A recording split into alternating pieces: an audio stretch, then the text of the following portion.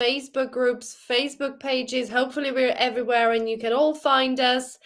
Pop along inside the comments and let us know whether you've made the journey over. It's not that far, I promise. Say hello in the comments. We've got the fantastic Lynne Rowe from the Woolnest with us. Hi, Lynne. Thank you so much for joining us. You're very welcome. We are so glad to have you here. Of course, it wouldn't be a summit if we didn't have you, Lynne, with your expertise and your knowledge. Because for people that don't know you, you are an amazing crochet knit designer, a book author, tech editor, and what else? Everything else. Everything else. Everything. Everything. So, what are you working on at the moment, Lynne? Tell us. I know you get. I'm not sure I'm allowed to say, so I won't pressure you into saying. But I know you've got something up your sleeve. Well, yeah, I've kind of spent the last sort of 12 years, maybe. I think I've been left like paid employment now for about 12 years. That's how long I've had my business. Well, I've had my business longer because it was part-time, but full-time it's been, actually it could be 13 years. Time flies, doesn't it? Yeah. So all throughout that time I've grown my business. Just, you know, we worked together, didn't we, when we all started out designing, and then we sort of had extra little things like teaching, and then I got into tech editing and book editing, and then I was the knitting editor at Women's Weekly for about 3 years, which was like a couple of days a week. That was like freelance work. So it was just like this business grew, you know, which I'm so was so happy about, but then kind of changed that now. So I've had to, because I want to share all of my knowledge, which is, you know, we gather so much knowledge along the way, don't we? And what I want to do now is to, first of all, help other people who want to have a knitting and crochet business, and also to help, you know, other people who already have a knitting and crochet business to grow their business and, you know, make money that they can rely on, and that is a, you know, a fully sort of reliable business that has really good income streams. So that's one side, but then the other side is I kind of want to encourage people to, you know, expand their knitting and crochet knowledge as well. So I've kind of pivoted my business from working like one-to-one and freelance and designing to now building like courses and that kind of thing to help other people. Fantastic. So I'm working really hard behind the scenes. It's hard work. There's a lot that goes into it, isn't there? And I love that, Lynne. I love that anyone watching your presentation will go, hands down, this woman knows what she's talking about. Definitely. You really, really do. The technical side. So Lynne, I'm not spilling any secrets, but Lynne has been a technical editor for both Veronika and I over the years, and has worked on our patterns and has gone, Hannah, do you really mean to say this? And you know, like your attention to detail is amazing, which is the perfect thing, isn't it, for a technical editor? Yeah. And that's exactly why we asked you to do this presentation, because changing sizes of like garments in themselves are petrifying for most people, aren't they? Just to make them, where do you begin? But then to alter them for your body shape, or if you're not quite in the remit or the proportions of the pattern, like where do you begin? Where do you even start? So thank you so much for laying it out really, really clearly. And we've got lots of people saying, great seminar. Absolutely love the presentation. And then Angela saying, is Lynne the Marley Bird of the UK? I think so. I think so. I think so. I think so. That's a very much of an honour for you to say that. Thank you. That's made me so happy today. We have questions already. So when adjusting a top-down sweater by using a bigger hook, the entire piece ballooned and it was too big. Which type of construction is best for adjusting for bust without making it too large? Good question. Yeah, it's such a tricky area, really. I mean, designing garments is actually one of the hardest things for a designer to do, as Veronika and Hannah know. Getting like the sizing, especially when both Veronika and Hannah are really good, because your patterns include like a huge range of sizes, which is amazing, but not all designers you know, at that point yet, because designing for different bodies and different body sizes is actually really hard. But as you say, when you do go up a hook size, I think I mentioned this in the presentation, what happens is, like, you're not just making the stitch wider, you're making it taller. Yeah. And so if it's like something like a top-down sweater, you are going to potentially end up with it being longer, like too long, and your you know, your armhole will be quite far down, and obviously that wouldn't be great, because it wouldn't be a good fit. So what you would have to do is to work out, you know, from the sort of height of your stitches and from your swatch, how many rows or rounds make an inch. Then you would measure your own sort of depth where you want your yoke to finish, so that your armhole starts in the same, you know, in the right place for you.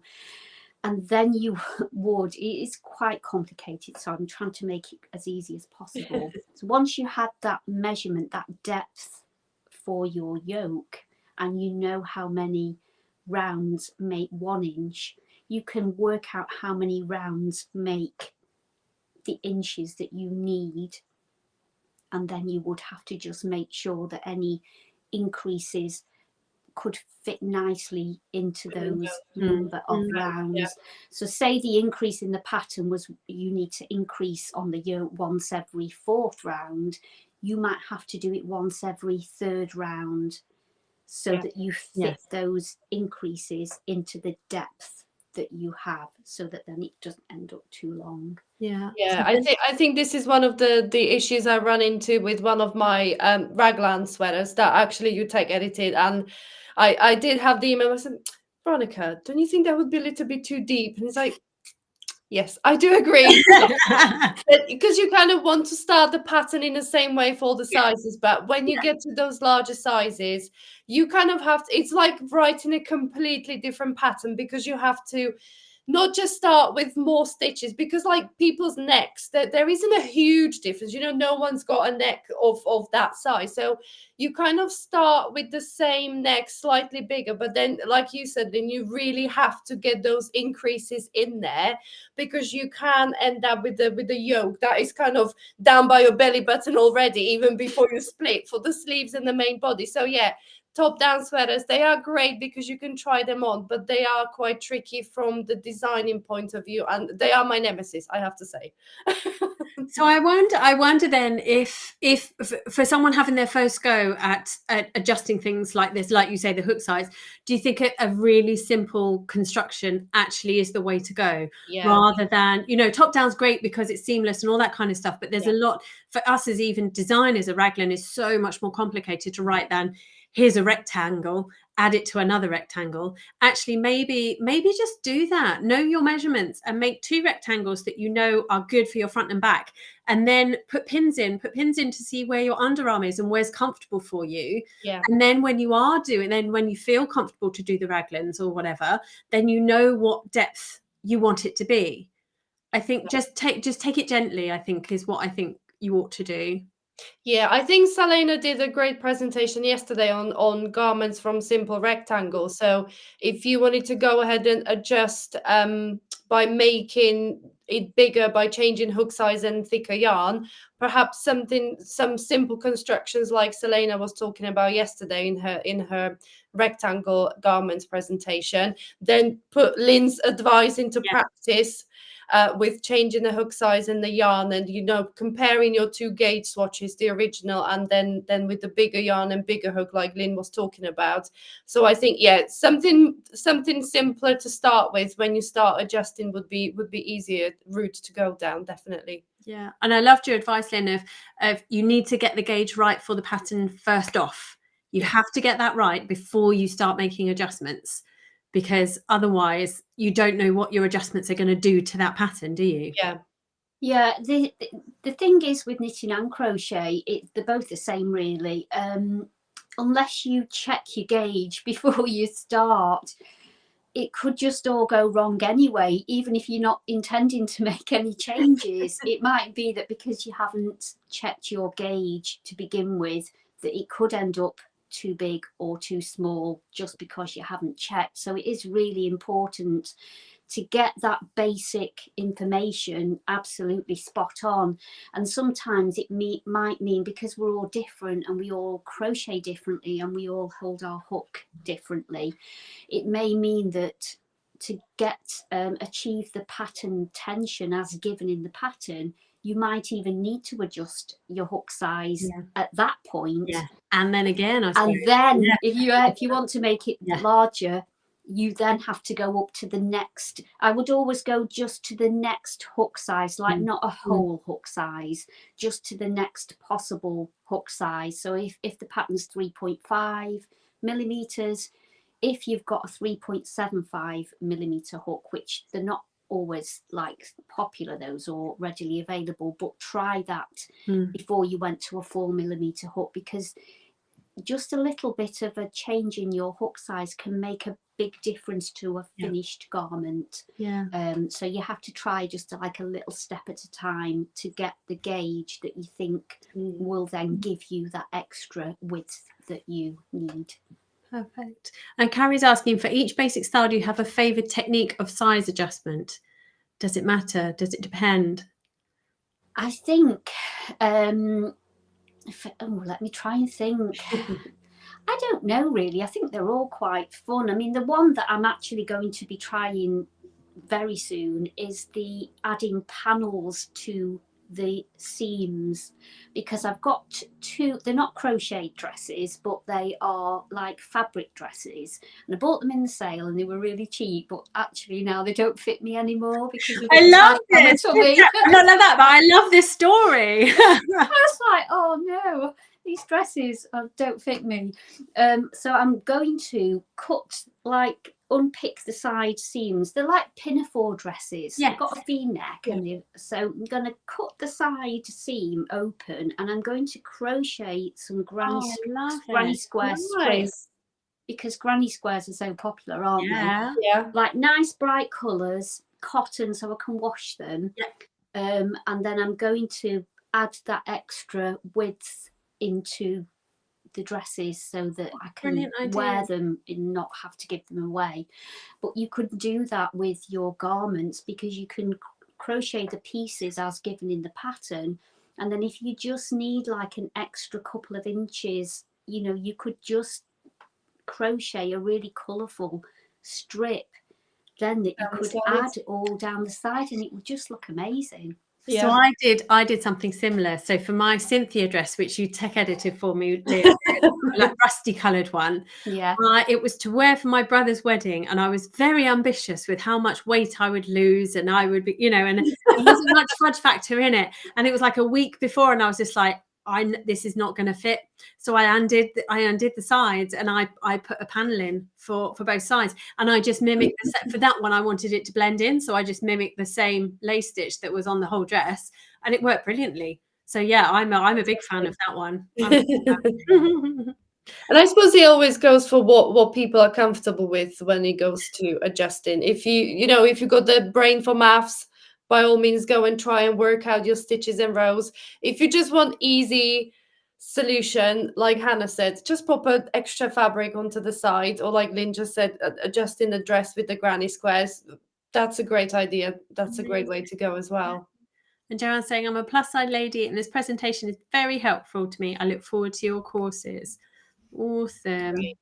And Jean's asking, I think you've emailed me, haven't you? I haven't replied yet. I'm so sorry. I'd like to add length to the cap sleeve of my mystical tee. Should I just add stitches to the top several rows to accomplish that? Yep, you can absolutely do that. So my mystical tee is a really good example of this, actually. It's just two rectangles put together and then a little cap sleeve put round in rounds. And so you can either extend the top of your rectangle to come out and give you some cap sleeves, or you can just work more rounds of the little edging. So either way works fine there. And I think that's the thing, isn't it, with patterns? Once you get the knowledge of how the construction works, then you can go, I can add that in there, can't I? And just find the logical place to add things. Yeah, another good tip, actually, another one that I'm using at the moment, is if you've got a sweater of the same style that you are wanting to adjust, and you're not quite sure, like, oh well, if I adjust the depth of this, will it actually work? You could get your favorite sweater that you love the feel of and that fits you really, really well, and measure, you know, the bits of that sweater to actually know that if you make it to that size, it will feel nice and comfortable, because your favorite sweater, you know, is the one that you always turn to. So you can measure like the depth of the armhole on it. You could measure the, you know, the width of it and the length of it. And then once you know how many stitches or rows you are making, you know, you've got a good idea then of how many more stitches you would need to achieve that width of your favorite sweater. Brilliant. And then Colleen and then Darlene have asked a similar thing about, can you go back and forth with your crochet hooks, so a smaller and then a larger at a certain point and then back again? And yeah, Darlene's asked something really similar as well. Could you just do the larger hook for the parts that you want larger? Yeah, you can, because often, like, we've all got different body shapes, so it's really hard as a designer to design for like every option. So what we tend to do as designers is go to the Craft Yarn Council website, where they have like standard sizing across about 9 or 10 sizes, and so that is like the base body, and then you design your garment around, you know, those shapes, those body shapes. So what you can do is, if say most garments have the same chest measurement and the hip measurement is often the same, there isn't much shaping in between. Sometimes there is, but usually it's kind of straight up at that point. So if you feel that you want to add a little bit of extra width at the like the hem area and around the tummy area, you could go up on a hook size at that point, and then, you know, come back to the regular hook size as the pattern gives for the rest of the garment. It shouldn't be visible in terms of the stitches, but I will check with a tension square first, use both hook sizes and just make sure that it's not going to be something that is going to make you think like, oh, I can actually see where the stitches are bigger and I don't like it. You know, it could be that the stitch pattern, it's a bit more obvious. I was just going to say that. Yeah, it depends on the stitch, doesn't it? Yeah. Because even just a half hook size sometimes makes a massive difference, doesn't it? Yeah. I recently did a gauge swatch for a new garment, and I did it a long time ago, and then apparently wrote down a size of hook, but apparently it wasn't the right size of hook. Then when I went to actually start making the thing, I was like, this is massive. This is just, and half it was in fingering weight yarn, so like it just ended up like I was going to be, why is this not working? And then I went down a hook size thinking it can't possibly be this, and I was like, yep, this is bang on. So yeah, it can make a big difference, and the actual stitches looked entirely different. Yeah, I said just be careful depending on what the stitch pattern is. Yeah, I think smaller stitches would perhaps work slightly better, because with your like double crochets, the taller stitches that they would start kind of pulling apart, and you would probably get quite visible gaps, wouldn't it? Yeah. So if it didn't work with the stitches, if you thought, oh, this is this is going to spoil the sweater because you can see like where I've changed my crochet hook. Yeah. What you can do is add on some extra stitches at the hem, and then gradually, you know, decrease just by working 2 stitches together at each end until you come back to the stitch count that's in the pattern, you know, if that's right for the chest area. So you can increase just like at the bottom bit, at the hem bit, just gradually come in so that when you get to the chest area, it's the, you know, that will be the right size for you, and that won't be too big then. And I suppose a construction that's good for that then, if you get the chest to fit you but you want more space on your tummy, actually a top down is really good for that, because then you can easily increase, especially if you're going in the round. That's a really easy one, isn't it, to increase? And then decrease into your waist and back out again. yeah, that top down probably works quite nicely for that, doesn't it? Yeah. Another area that's often a little bit problematic, used to get this quite a lot with when I was the knitting editor at Woman's Weekly. We put a pattern out and, you know, some of the readers would write in and say, well, it's going to fit me, but the sleeve is too tight, so can you tell me how I can make it fit? Or they've made it and got to one sleeve and then realized that, you know, this kind of area of the arm can sometimes not be quite wide enough. So again, you can just adjust that piece, you know, the arm pieces, again, either by going up a hook size or just adding a few more stitches as you increase, or, you know, for the arm area. So everywhere might fit apart from one little part of the pattern. So you can, you know, just focus on that little bit to change. Yeah, definitely. Oh, and Kelly's saying, I'm plus size and I love this subject is included here. Yes, after last year, after the summit last year, we were like, we have to make sure we include that next year, because lots of people are always asking us. And then someone saying, I'm just getting into making garments for myself. I really struggle with sizing. You are not alone. Absolutely. Most people, when they're first starting, and even when they're not starting, still struggle with sizing, because it's so there's so many variables, aren't there, of the actual design, how much ease the designer has added to it, you know, whether you can meet the gauge properly, all that kind of stuff. So you are not alone. Please don't worry. I think the starting point really, I think garment making is one of the most scary things, because one, you've got to buy a lot of yarn, haven't you? Yes. And it puts us off, because we think, well, what if I make it and it doesn't fit me properly? You know, well, I'll just go and buy one instead, because, you know, that's often like the thought process. But I would, the starting point really, to know if it's going to fit you, or to know which size to choose, is to go to look at the finished measurements.